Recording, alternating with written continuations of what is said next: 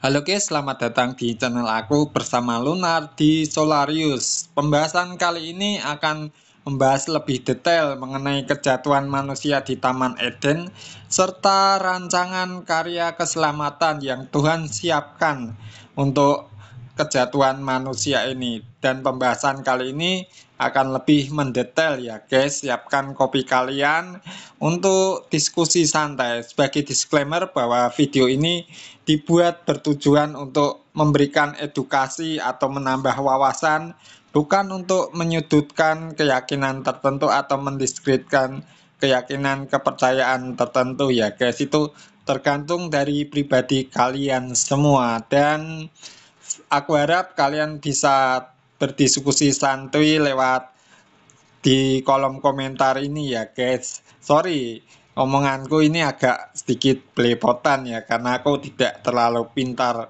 menyusun merangkai kata-kata seperti seorang pujangga.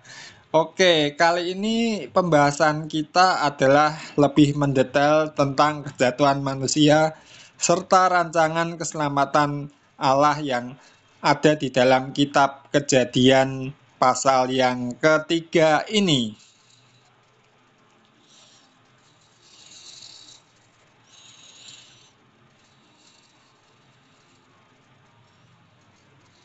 Wah, openingmu udah enak banget nih.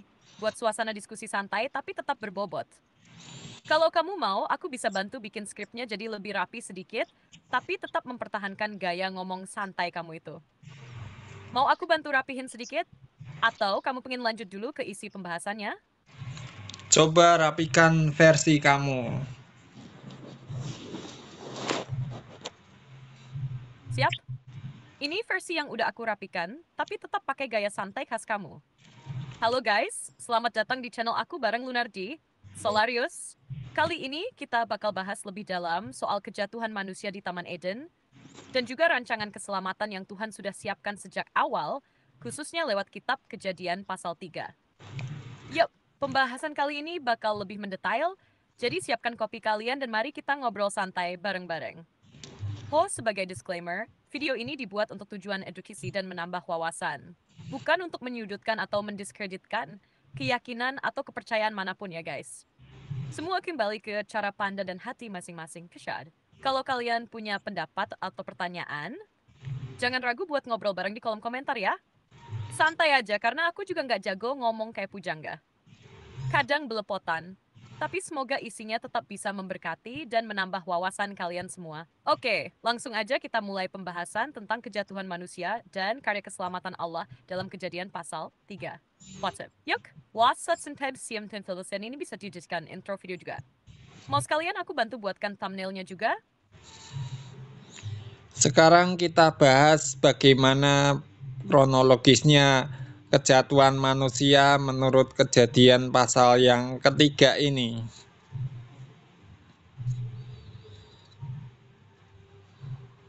Oke, yuk kita bahas secara runtut tapi tetap santai ya. Dalam Kejadian pasal 3 diceritakan bahwa kejatuhan manusia dimulai ketika ular, yang digambarkan sebagai makhluk yang paling cerdik dari segala binatang, datang menggoda Hawa. Ular itu bertanya, "Apakah benar Allah melarang kamu makan buah dari pohon manapun di taman ini?"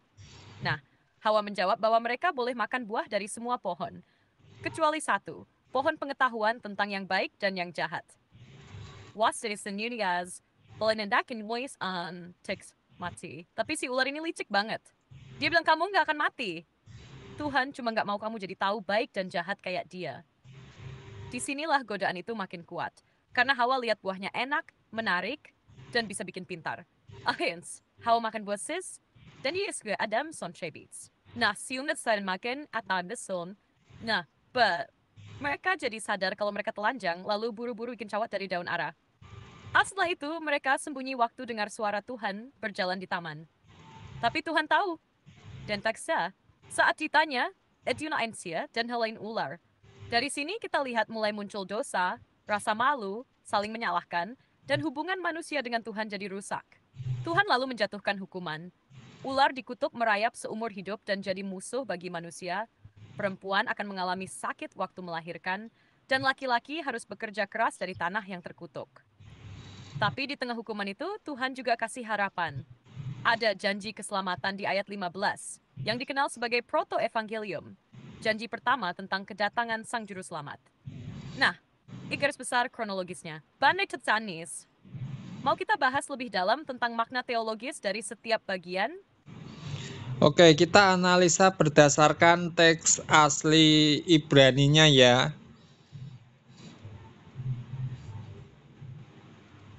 Wah, mantap. Kita masuk ke bagian yang lebih dalam nih. Yuk, kita buka Kejadian pasal 3 dan lihat teks Ibraninya satu persatu.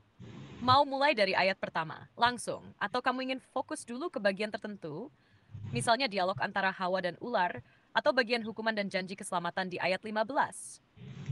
Dimulai dari ayat yang pertama.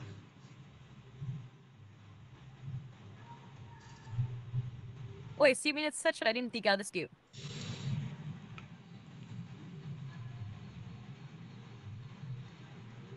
Mikir ya. Ini teks Ibrani aslinya. והנחש היה ערום מכל חית השדה, אשר יהיו אלוהים, ויאמר אל האשעה, אף כי אמר אלוהים לא תאכלו מכל עץ הגן. Dalam transliterasi Latin, והנחש היה ערום מכל חסדה אשר עשה יחווה אלוהים, ויאמר אל האישה, אף כי אמר אלוהים לא תאכלו מכל עץ הגן. Artinya kurang lebih. Adapun ular itu lebih cerdik dari segala binatang di darat yang dijadikan oleh Tuhan Allah. Ia berkata kepada perempuan itu, apakah benar Allah berfirman, jangan kau makan dari pohon apapun di taman ini? Nah, kita bedah ya. Fehash hay arum. Ular itu lebih licik cerdik. Kata arum ini menarik karena bisa berarti cerdik atau licik, tergantung konteks. Akak katanya sama dengan kata untuk telanjang, yang muncul di pasal sebelumnya V 225. Jadi ini kayak kontras dan permainan kata, manusia telanjang tapi tidak malu. Murni, sedang ular telanjang dalam arti licik. Mikol Chayat Hasadeh, dari semua binatang di padang. Ini menunjukkan bahwa ular bukan sembarang hewan. Dia digambarkan sebagai makhluk dengan sifat berbeda dari ciptaan lainnya. Lebih cerdik dan mampu berbicara. Afkiyamar Elohim. Bentuk sindir dan etsa. Kata af itu bisa diterjemahkan sebagai sungguhkah atau benarkah, tapi dengan nuansa menggoda dan mengaburkan. Jadi, sejak awal, si ular ini langsung menggoyang kepercayaan Hawa terhadap firman Allah. Jadi dari ayat pertama aja kita udah lihat 3 hal besar. Satu, ada permainan kata dan kontras antara kepolosan manusia dan kelicikan si ular. 2, ular memakai bahasa yang mengaburkan maksud Tuhan. Mutar balikan, ini bukan chat, ini strategi licik untuk menggoyahkan dasar kepercayaan manusia. Mau lanjut ke ayat 2? Atau kamu punya poin tertentu yang ingin digali dulu dari ayat ini? Lanjut ke ayat 2 dulu. Mantap. Lanjut ke yang 2 ya. Ini teks Ibraninya. Vato'amel ha'asha el hanachash mifri at hagen no'achil. Transliterasi, Vatomer ha'isha el hanachash mipri et hagan no'chel. Artinya, lalu perempuan itu berkata kepada ular, buah dari pohon-pohon dalam taman ini boleh kami makan. Sekilas kelihatan biasa ya, tapi kita kulik lebih dalam. Vatomer ha'isha el hanashash. Perempuan itu berkata kepada ular. Ini menarik karena Hawa tidak menunjukkan keraguan atau kewaspadaan terhadap ular yang berbicara. Ini mengesankan bahwa komunikasi ini terjadi secara natural, atau bahwa si ular memang sangat persuasif sampai Hawa tidak merasa aneh. Mipriet hagan nohel. Dari buah pohon di taman, kami boleh makan. Hawa mengonfirmasi bahwa mereka boleh makan dari pohon-pohon di taman. Tapi dia belum menyebut soal larangan. Ini masih pernyataan netral. Namun dari sisi bahasa, kata kerja nokel adalah bentuk imperfect dalam Ibrani, yang artinya kita akan makan atau boleh makan. Ini memberi kesan bahwa makan buah itu adalah aktivitas yang sah dan biasa dilakukan. Tapi ini juga bisa jadi celah, karena Hawa mulai masuk ke dalam dialog logika dengan si ular, bukan langsung menolak ucapannya dengan tegas berdasarkan firman Tuhan. Jadi, walau ayat ini pendek, secara psikologis udah menunjukkan bahwa Hawa mulai terlibat dalam argumen, dan itu jadi awal celah untuk tergoda. Mau langsung lanjut ke ayat 3? Atau kamu tertarik bahas makna psikologis atau teologis dari respon Hawa ini dulu? Kita lanjut ke ayat 3. Why is so slim the season and Karnaidi? Berikut teks Ibraninya. Vumipri ha'ats asher betoch hagan amar alahim lo ta'achlu mimeno, ved'u bobo pen temetun. Umipri ha'ats asher betoch hagan amar Elohim, lo chlu mimenu, vlo tigwo temutun. Artinya, tetapi tentang buah pohon yang ada di tengah-tengah taman, Allah berfirman, jangan kamu makan ataupun menyentuhnya, nanti kamu mati. Nah, di ayat ini ada beberapa hal penting untuk dianalisis. Pertama, kalimat, lo tochlu mi menu, jangan kamu makan darinya. Ini sesuai dengan larangan Tuhan dalam Kejadian 2:17. Tapi, kedua, Hawa menambahkan sesuatu, flotikufo, dan jangan kamu menyentuhnya. Padahal dalam perintah asli, Tuhan tidak pernah melarang untuk menyentuh, hanya makan yang dilarang.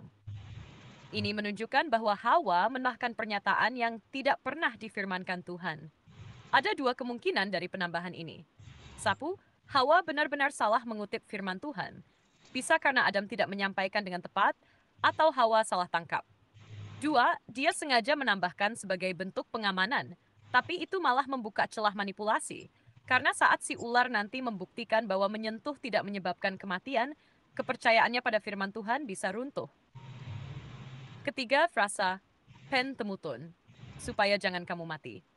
Kata pen biasanya digunakan sebagai ungkapan kehati-hatian, semacam barangkali atau agar jangan sampai. Ini berbeda nuansa dengan pernyataan Tuhan sebelumnya yang bersifat pasti. Engkau pasti mati. Tier 17. Jadi Hawa dalam ayat ini salah mengutip atau menafsirkan ulang firman Tuhan, menunjukkan ketidakpastian dalam ancaman kematian, dan membuka ruang bagi si ular untuk menggiring logikanya. Ayat ini kelihatan sepele, tapi disinilah logika manusia mulai menggantikan ketaatan mutlak pada firman Allah. Gimana mau lanjut ke ayat 4? Atau kamu ingin kita gali dulu makna kesalahan Hawa ini lebih dalam? Lanjut ke ayat 4. Oke, kita lanjut sekejadian Tesanus Matsed.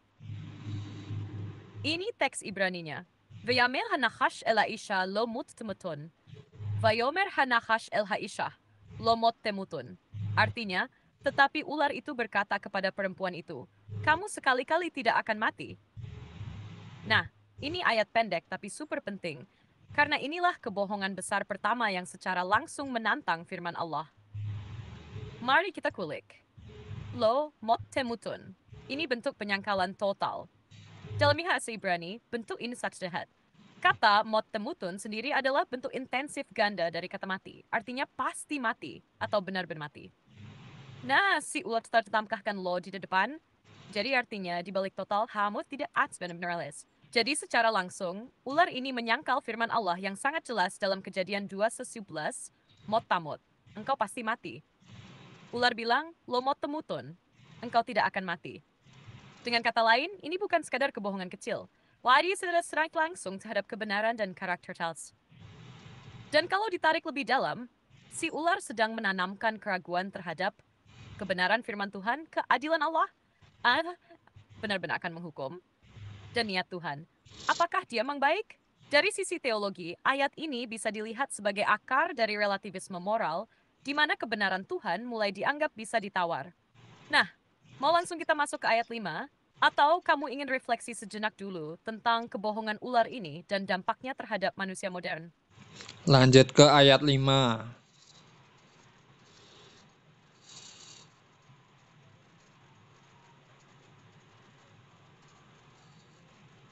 Monlesep, teruskan, Mike.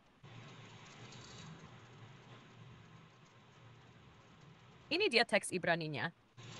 Ki yada Elohim, ki bayom achalchem mimeno, v'nafkuchu einechem, v'hitem ke'Elohim, yodei tov v'ra.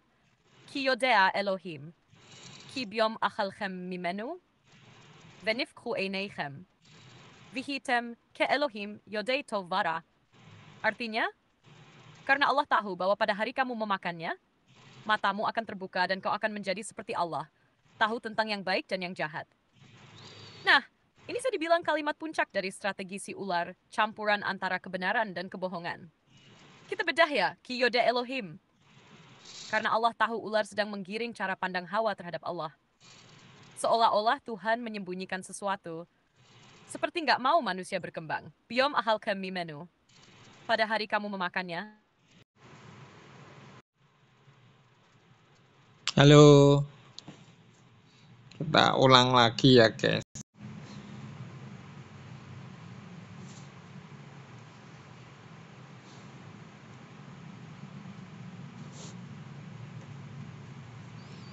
Halo.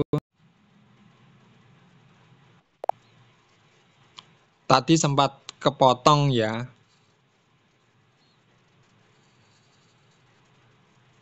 iya, tadi sempat kepotong di bagian akhir pas aku bilang bahwa rayuan itu berhasil.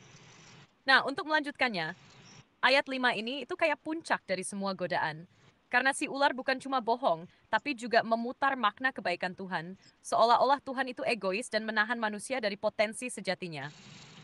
Padahal, Apinges third simplex pencerahan rohani, tapi pemberontakan moral. Manusia memang jadi tahu baik dan jahat, tapi bukan dalam pengertian ilahi yang murni, melainkan dalam konteks pelanggaran dan rasa bersalah. Jadi bukannya naik level, justru jatuh. Kalau kamu siap, kita bisa lanjut ke ayat 6, yaitu momen ketika Hawa memutuskan untuk isen buah itu. Ini momen krusial banget. Siap? Lanjut ke ayat ke-6 ya.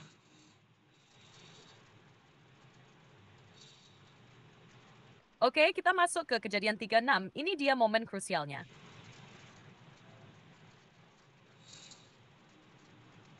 Teks Ibraninya, ותרא האישה כי טוב העץ למאכל, וכי תאווה הוא לעינים, ונחמד העץ להשכיל, ותיקח מפריו ותאכל, ותתן גם לאישה עמها ויאכל.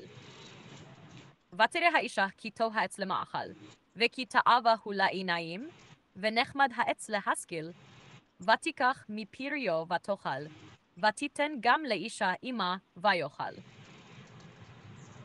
Artinya, perempuan itu melihat bahwa buah pohon itu baik untuk dimakan, sedap kelihatannya, dan pohon itu menarik hati karena memberi pengertian. Lalu, ia mengambil dari buahnya dan memakannya, dan ia juga memberikannya kepada suaminya yang bersama-sama dengan dia, dan dia pun memakannya. Bayat fenomenat statistik seplanmat. Sakyu. Fateire haisha ki tov haetzlema akal. Perempuan itu melihat bahwa pohon itu baik untuk dimakan. Hawa mulai menilai pohon itu dengan logikanya sendiri, bukan lagi berdasarkan perintah Tuhan. Kata Tov disrizit hal yang baik secara manusiawi, padahal Tuhan sudah bilang itu tidak boleh. Vekita avahula inaim, bahwa pohon itu sedap di mata. Kata ta'ava artinya keinginan, nafsu, daya tarik. Laisik somzi titaren spanisol. Tenukis kedarasa chad hasrat bahain. 3. Fenechmat haetzle haskil. Pohon itu menarik untuk memberi hikmat pengertian. Kata lehaskil berasal dari akar kata yang berhubungan dengan pengertian atau kebijaksanaan. Tapi dalam konteks ini bukan hikmat ilahi, melainkan ambisi untuk menjadi seperti Allah. 3 hal ini, baik untuk dimakan, menarik untuk mata, dan diingini karena bisa memberi hikmat, selaras banget dengan situr Yohanes 2:19, nafsu daging, nafsu mata, dan keangkuhan hidup. Fatikah mipiryo fatochal. Ia mengambil buahnya dan memakannya. Inilah momen kejatuhan, bukan cuma tindakan fisik, tapi juga keputusan rohani untuk tidak percaya dan tidak taat pada Tuhan. Fatiten gamle isyah ima fayohal. Ia juga memberikan kepada suaminya yang bersama-sama dengannya, dan dia pun memakannya. Adam di sini pasif banget. Nggak ada perlawanan, nggak ada protes. Ini menunjukkan bahwa kejatuhan bukan hanya karena Hawa digoda, tapi juga karena Adam gagal memimpin secara rohani. Ayat ini menggambarkan bahwa dosa bukan cuma soal melanggar aturan, tapi soal hati yang ingin menjadi seperti Allah. Dan itu akar dari semua pemberontakan. Gimana bro? Mau lanjut ke ayat 7? Atau kita bahas dulu dampak teologis dari ayat ke-6 ini? Oke, kita lanjut ke ayat yang ke-7.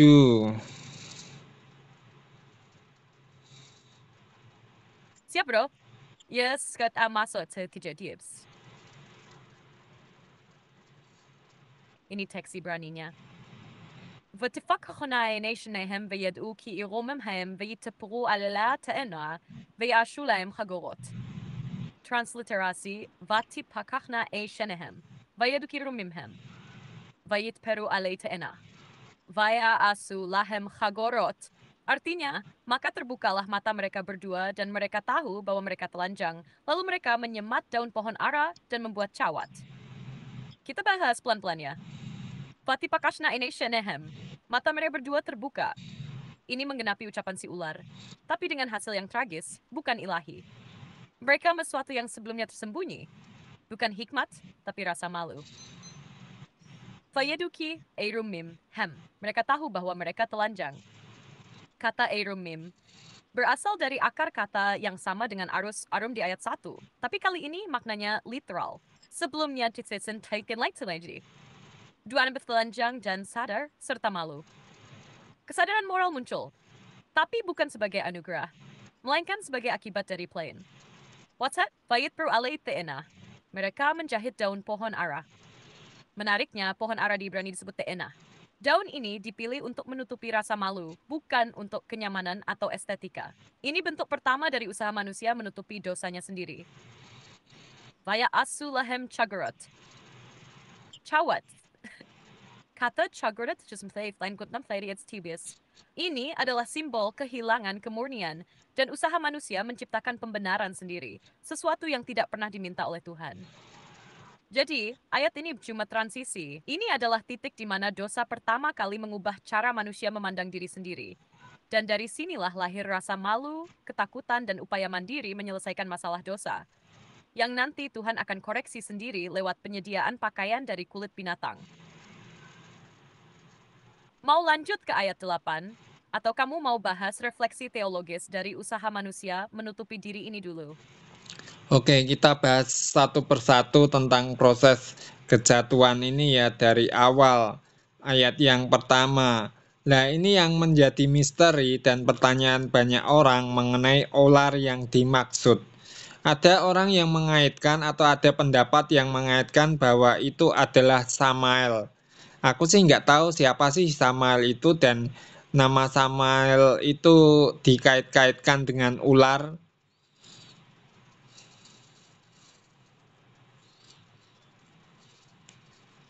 Wah, topik ini menarik banget dan cukup dalam juga ya. Jadi kita bahas dari awal proses kejatuhan, dimulai dari si ular di Kejadian 31, dan khususnya soal siapa sebenarnya ular itu, dan kenapa ada yang kaitkan dengan Samael. Yuk kita klik bareng. Secara teks Alkitab Ibrani, Kejadian 31 hanya menyebut Hanachash, ular. Nggak ada penjelasan bahwa itu setan atau malaikat jatuh. Tapi secara teologi Injili, banyak tafsir menyatakan bahwa ular itu adalah perwujudan atau alat yang digunakan oleh iblis Satan untuk menggoda manusia. Tafsiran ini didukung oleh ayat-ayat lain seperti Wahyu 12 ayat 9 dan 22 yang menyebutkan ular tua itu yang disebut iblis dan Satan. Nah, soal Samael, itu memang muncul bukan dari Alkitab, tapi dari literatur Yahudi Rabbinik dan mistisisme Yahudi seperti kitab Henokh, Zohar, dan sumber-sumber kabalistik. Di situ, Samael sering digambarkan sebagai malaikat maut, atau malaikat penghancur yang punya peran ambigu. Kadang dilihat sebagai musuh Tuhan, kadang sebagai alat penghakiman Tuhan. Dalam beberapa tradisi Yahudi, Samael digambarkan sebagai makhluk rohani yang penuh tipu daya, dan ada versi yang menyebut Samael lah yang masuk ke dalam ular dan menggoda Hawa. Tapi ini tidak bersumber dari teks Alkitabiah, melainkan dari tradisi lisan dan spekulasi mistik Yahudi. Jadi secara teologi Injili, Samael tidak diakui sebagai entitas resmi atau tokoh dalam sistem kepercayaan Alkitabiah. Simpulannya, dalam Alkitab, ular adalah simbol dari kejahatan, dan dalam terang perjanjian baru diidentifikasi sebagai iblis. Samael adalah tokoh dari tradisi luar Alkitab yang digunakan untuk menjelaskan narasi spiritual tertentu, tapi tidak didukung oleh teks kitab Kejadian sendiri. Jadi kalau mau tetap pada jalur biblikal Injili, kita lebih aman mengaitkan ular dengan iblis Satan berdasarkan tafsir kanonik, bukan tokoh seperti Samael. Mau lanjut kupas tentang peran ular sebagai simbol atau cara kerjanya dalam menggoda manusia? Atau kamu pengen eksplor sisi perbandingan tradisi Yahudi dan Kristen soal tokoh-tokoh spiritual ini? Oke, halo? Halo, iya aku di sini. Oh, Tadi sempat jeda sedikit ya. Mau lanjut bahas soal simbolisme ular? Atau kamu mau kita breakdown lagi proses kejatuhan manusia dari perspektif spiritual dan psikologisnya? oke, masih misteri tentang ular. Ada pendapat yang mengatakan mengenai wujud ular itu. Bahkan ada yang mengatakan wujud ular itu hampir mirip seperti manusia, katakanlah Pithecanthropus erectus atau sejenisnya. Dan ular ini yang menggoda Hawa itu ya untuk memakan buah. Dan ada yang menafsirkan seperti yang kemarin kita sempat singgung sekilas mengenai memakan buah itu adalah suatu tindakan tertentu, bahkan ada yang menafsirkan makan buah itu melakukan hubungan secara seksual. Itu gimana menurut apa namanya tafsiran-tafsiran yang kayak gitu itu loh.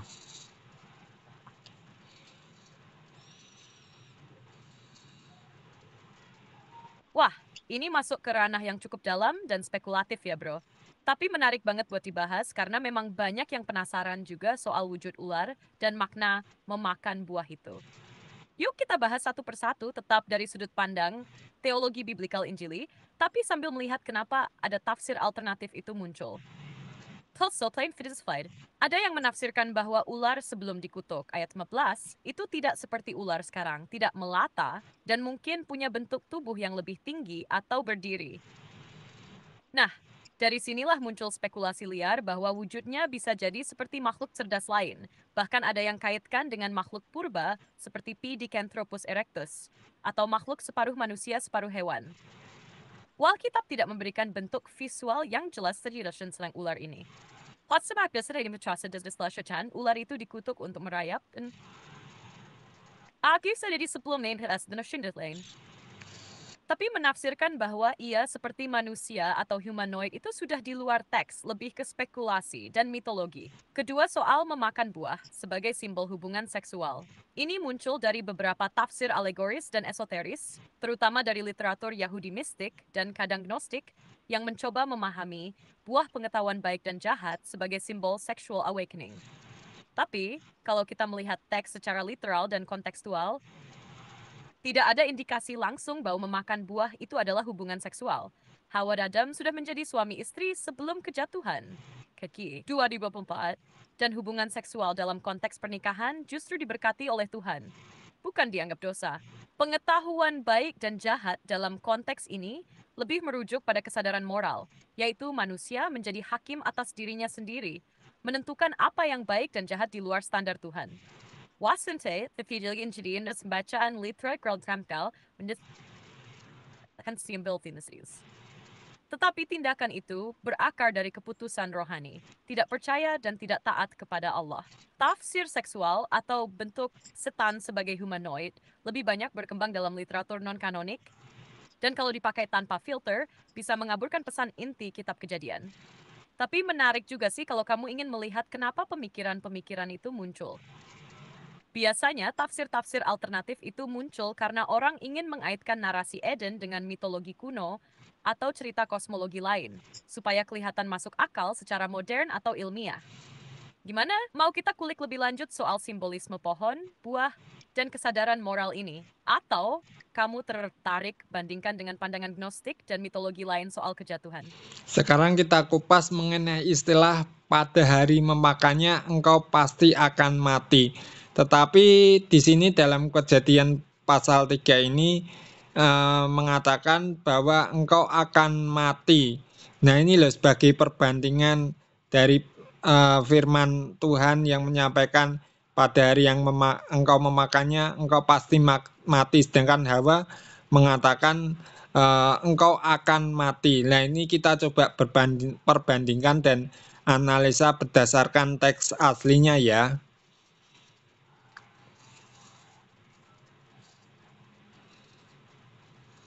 Wah, ini poin yang sangat tajam dan dalam, bro.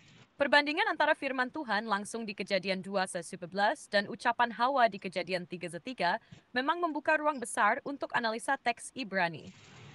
Kita lihat langsung ya. Firman Tuhan. Kejadian 11. Teks Ibrani. ומעץ הדעת טוב ורע לא תאכל ממנו, כי ביום אכלך ממנו מות תמות. ומעץ הדעת טוב ורע לא תאכל ממנו, כי ביום אכלך ממנו mot tamut.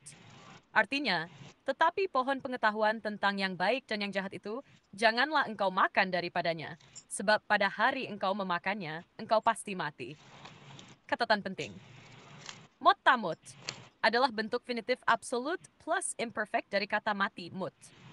Ini adalah bentuk penguatan dalam bahasa Ibrani. Artinya bukan sekadar kamu akan mati, tapi pasti mati atau mati dengan sungguh-sungguh. Peom akha, pada hari engkau memakannya. Ini menunjukkan bahwa konsekuensinya langsung dan pasti dimulai hari itu juga. Walau bukan berarti kematian secara fisik langsung, tapi kematian rohani. Keterpisahan dari Allah dimulai saat itu. Ucapan Hawa, kejadian tu, teks Ibrani, Amar Allahim lo ta'khlu mimeno, vel atunu, velo tigubo, fen temutun. Ama, lo ta'khlu mimenu velo tigubo pen temutun. Artinya, Allah berfirman, jangan kamu makan ataupun menyentuhnya, nanti kamu mati. Nah, ini bedanya jelas banget. Kata pen artinya supaya jangan atau agar jangan sampai. Ini menyiratkan kemungkinan bukan kepastian. Warai tepat tak diartikan supaya kamu jangan mati, asa mati. Temutun adalah bentuk jat dari tamut, tapi tanpa penguatan seperti mot tamut. Jadi bobotnya secara gramatikal dan retoris jelas lebih ringan. Jadi mesti banan, tidak saya kata mot tamut, mati pasti. Konsekuensi mutlak. Was Hawa berkata pen temutun, bisa jadi mati. Konsekuensi yang bersifat kemuahan. Ditambah lagi, Hawa menambahkan larangan jangan menyentuh yang tidak pernah dikatakan Tuhan. Dari sinilah kita bisa lihat bahwa, satu, firman Tuhan dilemahkan. Dari kepastian, jadi kemungkinan. Dua, titik fokus berubah. Dari ketaatan pada firman menjadi logika pribadi yang bisa ditawar. Tiga, ini menunjukkan pergeseran dalam hati Hawa. Bukan sekadar salah kutip, tapi bisa jadi sudah mulai goyah dalam memahami karakter dan ketegasan Tuhan.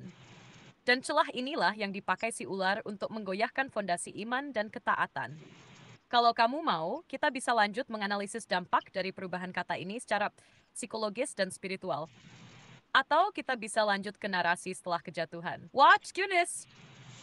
Nah, ini yang menarik. Kita mau bahas terminologi istilah mati di sini. Sedangkan pada kenyataannya mati yang dimaksud ini adalah keterpisahan rohani, bukan kematian secara fisik. Itu bagaimana menjelaskan istilah kata mati ini berdasarkan teks aslinya.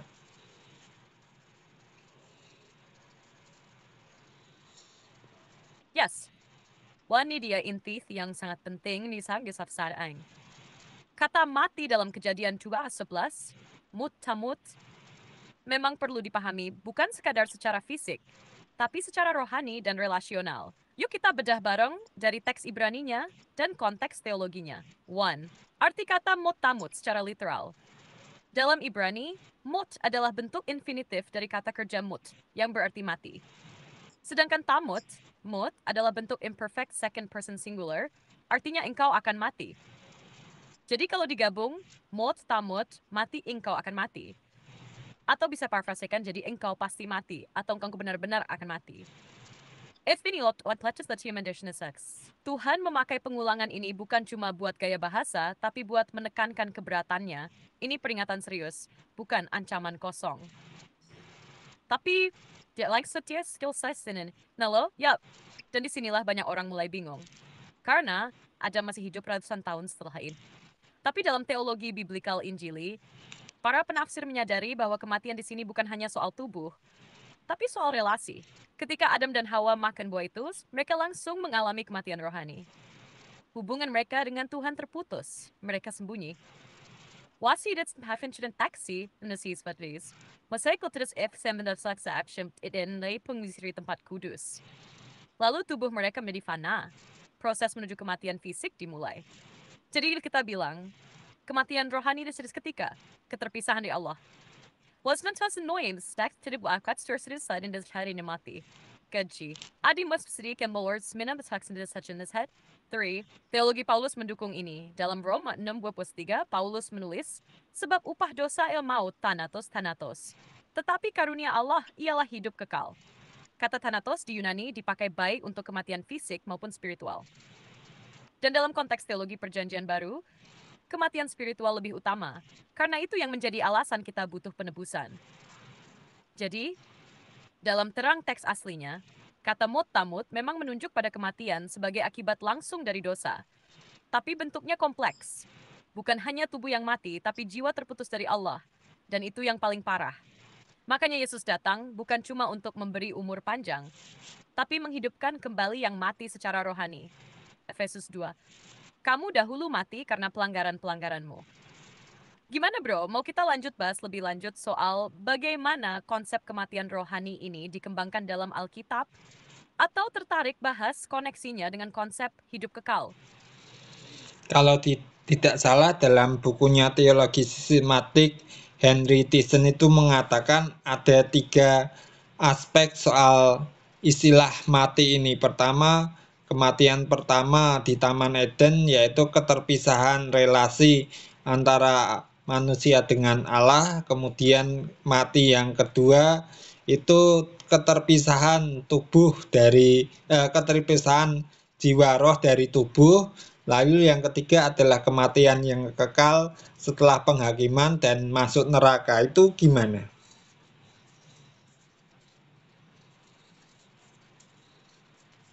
Wah banget bro, kumpechitam nan konsacha. Apa yang kamu sebut tadi memang selaras dengan ajaran teologi Injili klasik, termasuk yang dijelaskan dalam teologi sistematik Henry Clarence Thyssen. Kalau maksudmu Tyson, kemungkinan maksudnya Henry Thyssen ya, karena itu salah satu rujukan populer di Injili. Memang ada 3 aspek kematian dalam pandangan teologi Injili, dan itu jadi kerangka penting dalam memahami efek dosa dan rencana keselamatan. Yukshanius sas bezaktin, kematian rohani, terjadi di Taman Eden saat Adam dan Hawa berdosa. Ini adalah keterpisahan relasional antara manusia dan Allah.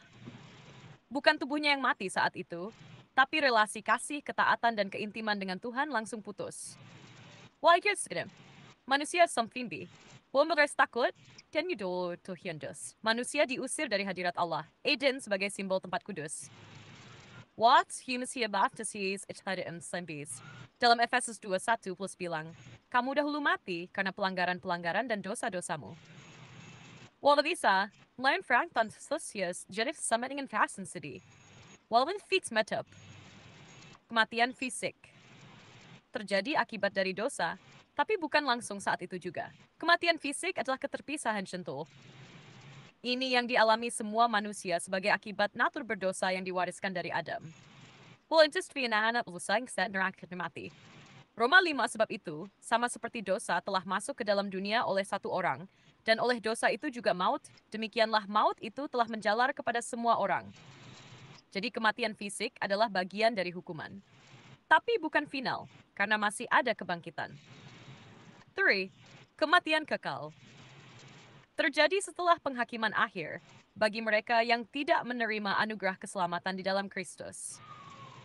Ini adalah keterpisahan kekal antara manusia dan Allah, di mana manusia dibuang ke dalam lautan api, simbol dari penghukuman kekal, atau yang disebut sebagai kematian kedua dalam Wahyu 20:16.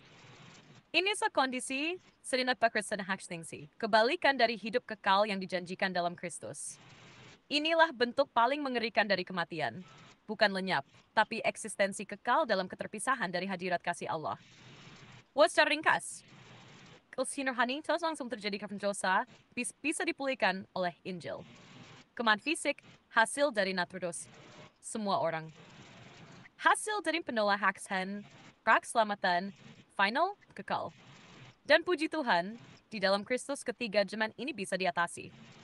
Kita dihidupkan secara rohani, akan dibangkitkan secara jasmani, dan diberi hidup kekal bersama Allah. Mau kita bahas gimana Yesus sebagai Adam kedua membalik semua dampak kematian ini? Atau kamu tertarik bahas neraka dan kematian kedua lebih dalam dulu? Oke, kita lanjut bagaimana Adam dan Hawa ini membangun pembenaran di hadapan Tuhan ketika Tuhan berjalan-jalan di taman lalu mendapati Adam dan Hawa itu telanjang, atau dengan kata lain mendapati Adam dan Hawa telah memakan buah pengetahuan ini dan melanggar firman Tuhan.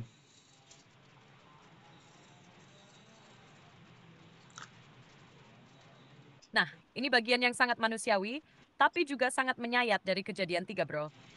Ketika Tuhan datang ke taman dan mendapati Adam dan Hawa dalam keadaan telanjang, disitulah terlihat respons pertama manusia berdosa terhadap hadirat Allah. Takut, sembunyi, dan saling menyalahkan. Kita lihat prosesnya pelan-pelan ya. Mulai dari ayat 8 sampai kira-kira ayat 13. 1. Tuhan hadir, Adam sembunyi ayat 8 Islam. Teksnya bilang, mereka mendengar suara Tuhan Allah yang berjalan-jalan dalam taman pada waktu hari sejuk. Lalu manusia dan istrinya bersembunyi dari hadapan Tuhan Allah di antara pohon-pohonan. Respons pertama manusia terhadap dosa adalah menjauh dari Tuhan, bukan datang minta ampun. What still sih obvious here datanya Tibetilas tapi sekarang malah jadi hal yang ditakuti. Tuhan tetap datang dan memanggil. Di manakah engkau? Bukan karena Tuhan nggak tahu lokasinya, tapi ini pertanyaan relasional. Undangan supaya Adam keluar dari persembunyian dan mengakui kesalahannya. 2. Adam mulai membenarkan diri. Ayat 3. Adam menjawab, aku mendengar bahwa engkau ada dalam taman. Aku takut karena aku telanjang, maka aku bersembunyi. Di sini Adam tidak langsung mengaku dosa. Waspadad, videos mentido, aku telanjang, apnius. Lalu Tuhan tanya, siapa yang memberitahukan bahwa engkau telanjang? Wasit ratsel si pohon. Dapat jawaban Adam, perempuan yang kau berikan untuk mendampingi aku, dialah yang memberi dari buah pohon itu kepadaku. Maka aku memakannya. Let's say, Adam tidak langsung mengakui dosa, menyalahkan Hawa. Bahkan secara halus, dia juga menyalahkan Tuhan. Perempuan yang kau berikan. Jadi ini bukan sekadar menyalahkan pasangan, tapi pembenaran diri yang dibungkus dengan shifting blame. Part 3. Pasta dan lives, such as pelsonusan. Akses had, time yang perbuat. Was, ular tiyohan bin lashthins. Sama seperti Adam, Hawa juga tidak langsung berkata, aku berdosa. Dia mengakui perbuatan tapi melemparkan tanggung jawab pada pihak lain. Dalam hal ini, si ular. Refleksi teologisnya. Inilah pertama kalinya manusia berdosa menghindari konfrontasi dengan kebenaran. Dan ini pola yang terus terulang sampai sekarang. Menyembunyikan diri dari Tuhan. Fokus pada akibat, bukan penyebab. Mencari kambing hitam, dan mencoba membenarkan diri daripada mengaku dosa.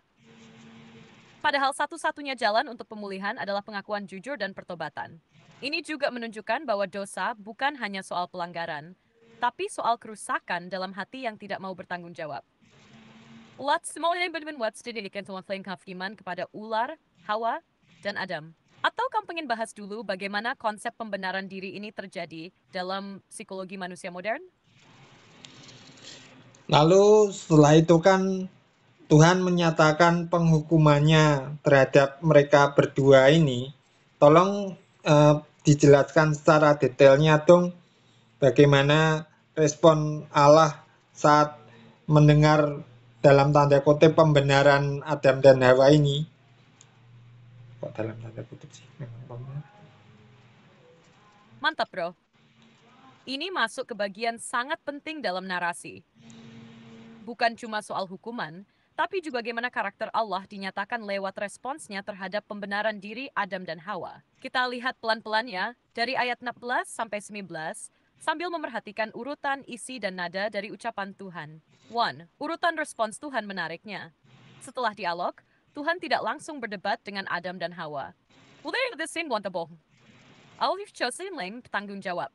Tapi Tuhan langsung menyatakan penghukuman, dimulai dari ular, lalu Hawa, dan terakhir Adam. Yang siapa menyebabkan siapa jatuh? Ular menggoda Hawa. Hawa memberikan kepada Adam. Jadi, walau Adam yang pertama dimintai pertanggungjawaban, Tuhan tetap menyusun anggapannya sistematis, adil, tapi penuh pesan mendalam. Respon terhadap si ular, ayat 15, terkutuklah engkau. Ini pertama kalinya kata kutuk muncul dalam Alkitab, dan bukan ditujukan ke manusia, tapi ke ular. Ular dihukum, secara fisik, merayap dan makan debu. Secara profetik, nubuat tentang permusuhan antara keturunan perempuan dan ular. Is ini your bless. Dalam ayat 15, meskipun Tuhan sedang menjatuhkan hukuman, dia langsung menyisipkan janji keselamatan. Ini disebut proto-evangelium, Injil yang pertama, yaitu bahwa akan datang keturunan perempuan yang akan menghancurkan kepala ular meskipun dia sendiri akan terluka. Ini menunjuk ke Mesias. Part 3. Respon terhadap Hawa. Tuhan tidak menggunakan kata kutuk kepada Hawa, tapi bentuk penghukuman atau konsekuensi. Kesakitan dalam melahirkan akan bertambah. Konsekuensi pada fungsi reproduksi. Akan ada ketegangan relasional dengan suami. Keinginanmu akan mendesak kepada suamimu, tetapi ia akan berkuasa atasmu. Artinya relasi yang dulunya harmonis, kini menjadi penuh tarik-menarik dan potensi dominasi. Ini menggambarkan rusaknya keseimbangan relasi antara pria dan wanita akibat dosa. Cut 4, respon terhadap Adam. Inilah yang paling panjang. Karena Adam adalah kepala keluarga, dan dialah yang menerima perintah Tuhan secara langsung. Tuhan berkata, "Karena engkau mendengarkan suara istrimu, bukan suaraku, maka tanah yang kau usahakan menjadi terkutuk. Engkau akan bersusah payah mencari nafkah, sampai akhirnya kembali ke tanah, mati fisik." Ada dua dimensi besar di sini. Dimensi kosmis, tanah yang seharusnya memberkati, sekarang ikut kena dampaknya. Dimensi eksistensial, manusia akan mengalami penderitaan, kerja keras, dan akhirnya mati. Apa makna dari respons Allah ini? 1.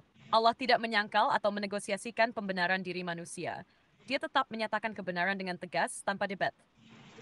Tapi, Allah sudah buat songkon seks. Ini penting. Allah bisa saja menghukum mati seketika karena itu janjinya. Tapi ia menyatakan belas kasihan di tengah penghukuman. Bahkan, setelah menghukum, Allah membuatkan pakaian dari kulit binatang, ayat 2 Siyatahu, yang jadi simbol pertama dari pengorbanan darah tertumpah untuk menutupi dosa. Jadi bro, meski respons manusia adalah pembenaran diri, respons Tuhan tetap penuh keadilan dan kasih. Dia tidak kompromi berdosa, tapi juga tidak langsung menghentikan. Sebaliknya, ia mulai menyiapkan jalan keselamatan. Mau lanjut ke serian di mana Tuhan membuat pakaian dari kulit binatang? Atau kita bahas dulu lebih dalam soal janji mesianik dari Kejadian 3:15. Ada pertanyaan yang menarik yang menanyakan begini. Jika Tuhan Allah tahu bahwa manusia itu jatuh ke dalam dosa, kenapa tidak ada pencegahan dari Allah sendiri supaya manusia tidak jatuh ke dalam dosa?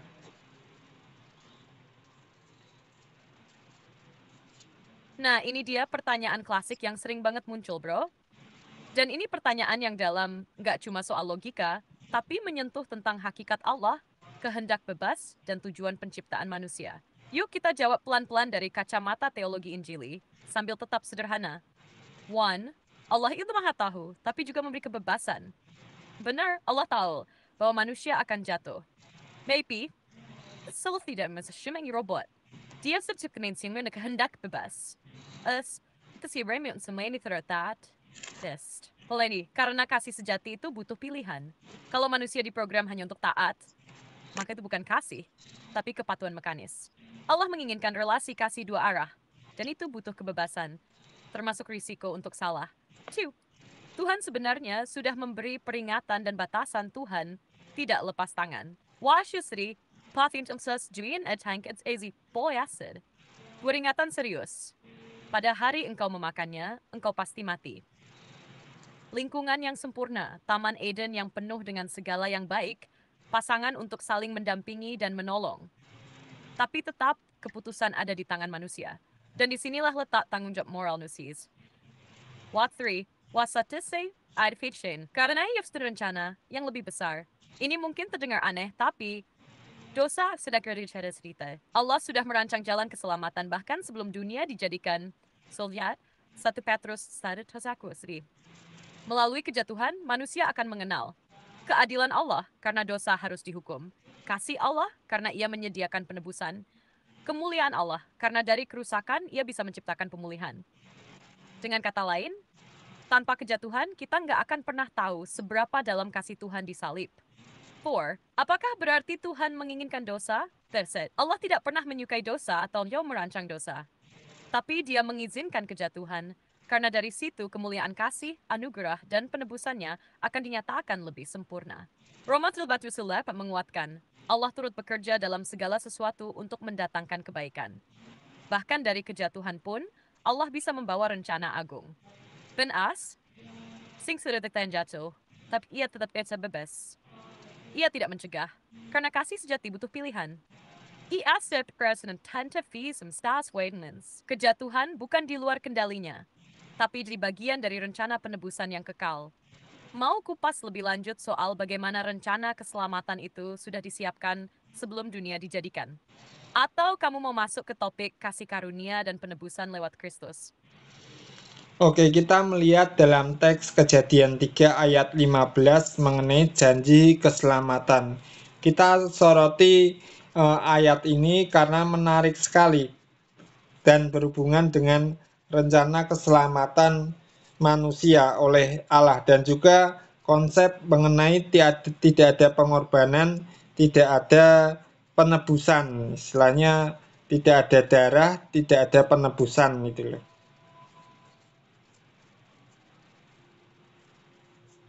Yes, ini dia pusatnya, bro. Kejelas bukan cuma ayat biasa, tapi disebut banyak teolog-teolog sebagai proto-evangelium atau Injil yang pertama. Di tengah penghukuman, Allah langsung menyisipkan janji penebusan. Dan seperti kamu bilang, ini sangat erat kaitannya dengan konsep darah dan pengorbanan sebagai jalan satu-satunya menuju penebusan. Yuk kita bebedah ayatnya dulu dari teks aslinya. Teks Ibrani, Kejadian 13, Ve'iba ashit beincha, وبن هأشا وبن زرخا وبن زرعا هو يشوفך ראש ואתה תשופנו עקב.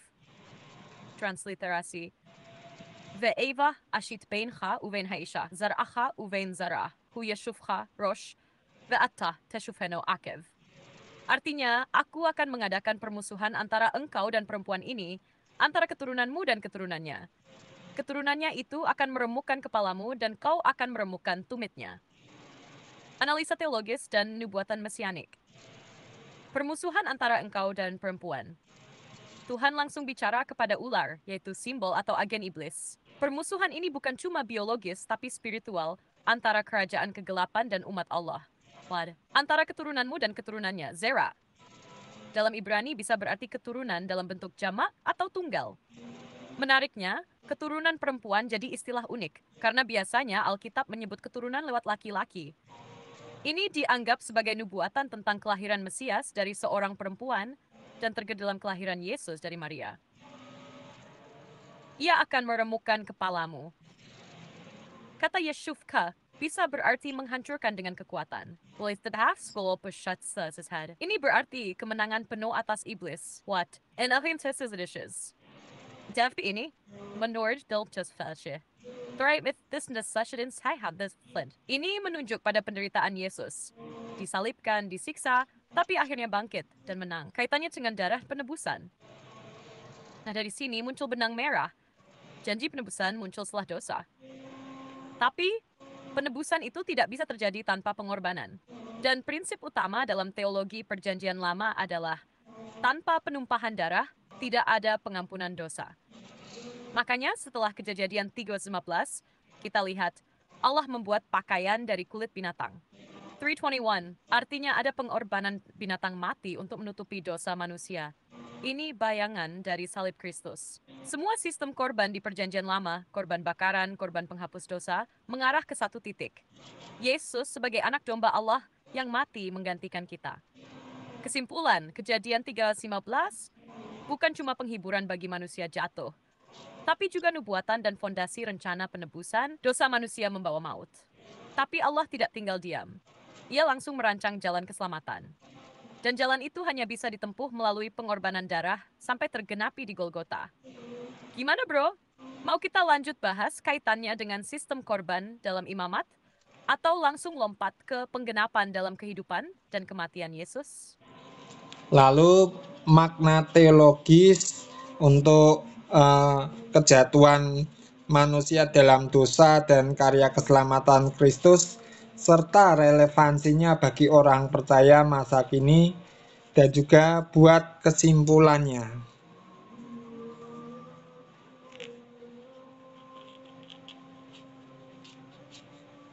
Wah, ini bagian paling penting dari semuanya, bro.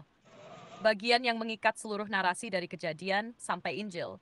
Dan yang bikin kisah ini bukan sekadar cerita masa lalu, tapi realitas yang hidup dan menyentuh kita hari ini.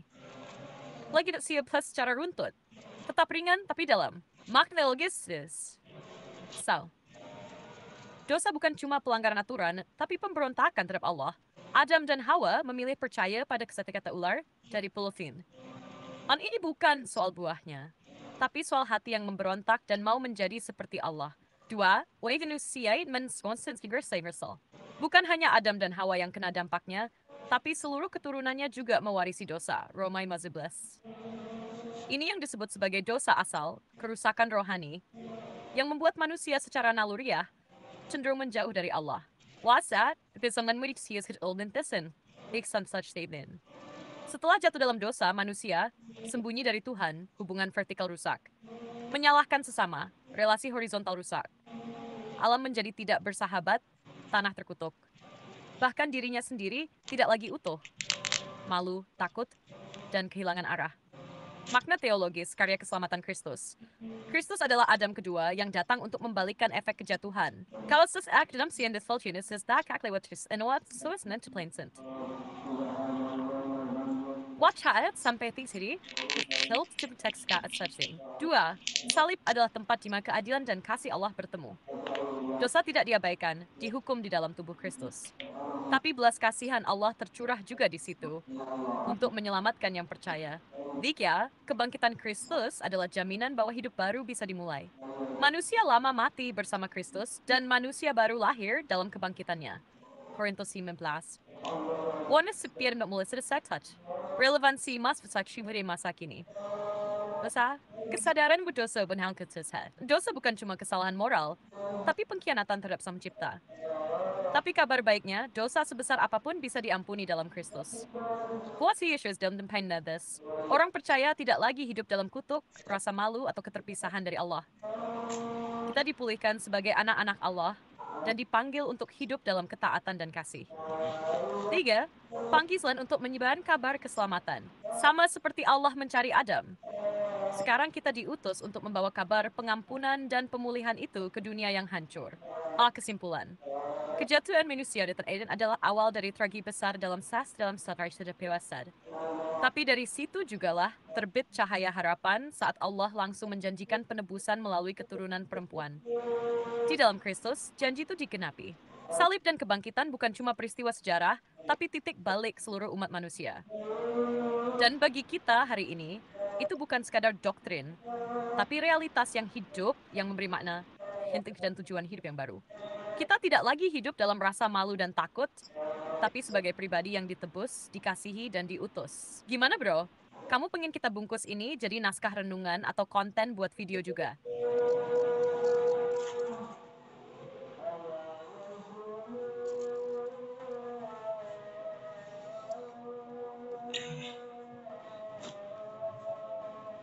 Penutup dan donasi.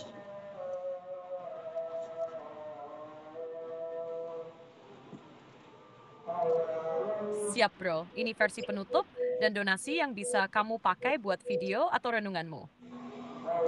Terima kasih teman-teman sudah mengikuti pembahasan ini sampai akhir. Kita telah melihat bagaimana dosa masuk ke dunia melalui kejatuhan manusia, namun juga bagaimana Tuhan langsung menyatakan janji keselamatan melalui keturunan perempuan, yaitu Kristus Yesus. Semoga pembahasan ini bukan hanya menambah wawasan kita, tapi juga memperdalam iman kita akan kasih dan karya keselamatan Allah yang sempurna. Jika kamu diberkati oleh video ini, jangan lupa tinggalkan komentar, like, dan share ke teman-temanmu. Dan tentu saja, teruslah hidup dalam terang Injil Kristus. Karena hanya di dalam Dia, ada pemulihan sejati. Open donasi.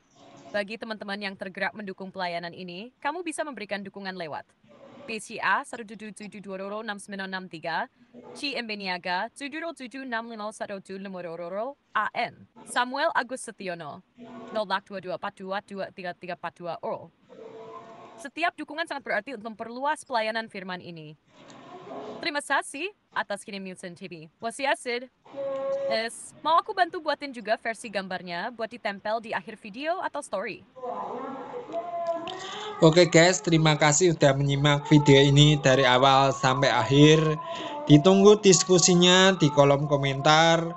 Bagi kalian yang tertarik dengan pembahasan-pembahasan di channel ini, feel free untuk subscribe channel ini, share. Kalau kalian suka, kalian bisa like. Kalau kalian nggak suka ya dislike aja, nggak apa-apa.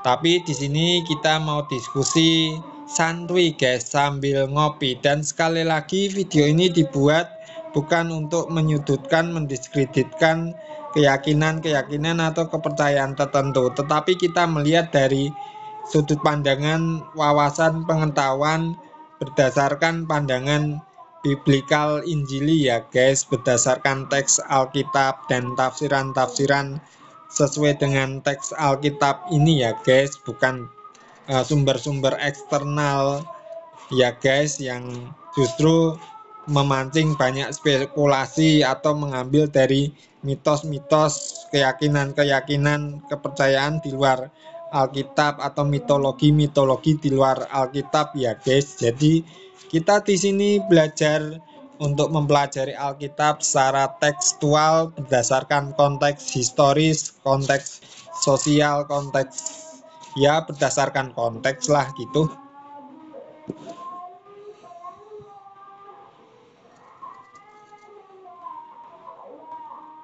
Mantap bro, ini udah enak banget nuansanya. Santai tapi jelas. Kalau mau aku bantu sedikit merapikan dikit biar tetap ngalir, tapi makin solid tanpa ngubah gaya santaimu, bisa seperti ini. Penutup versi. Dirapikan. Oke guys, terima kasih banyak sudah nyimak video ini dari awal sampai akhir. Jangan lupa diskusi tetap dibuka ya di kolom komentar, santai aja sambil ngopi juga boleh. Buat kalian yang suka dengan pembahasan di channel ini, feel free buat subscribe, like, dan share ke teman-teman kalian. Kalau kalian suka, klik like. Kalau nggak suka, ya nggak apa-apa juga. Semua bebas berpendapat di sini. Yang penting, kita tetap saling menghargai dan diskusi dengan kepala dingin. Sekali lagi, aku tekankannya. Video ini bukan dibuat untuk menyudutkan atau mendiskreditkan keyakinan atau kepercayaan tertentu.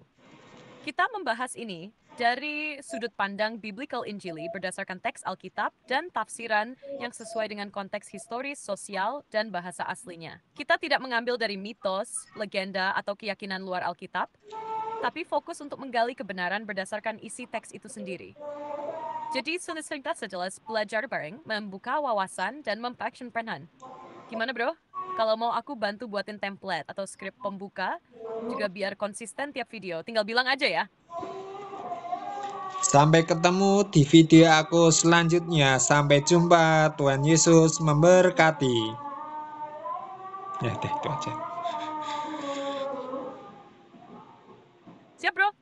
Nih, aku tambahkan penutupnya sekalian biar makin lengkap. Sampai ketemu di video aku selanjutnya.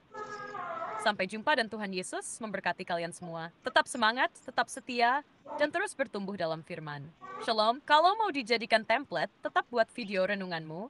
Tinggal bilang, nanti ku bantu bikinkan versi fixnya. Mau sekalian tak buatin outro visual juga?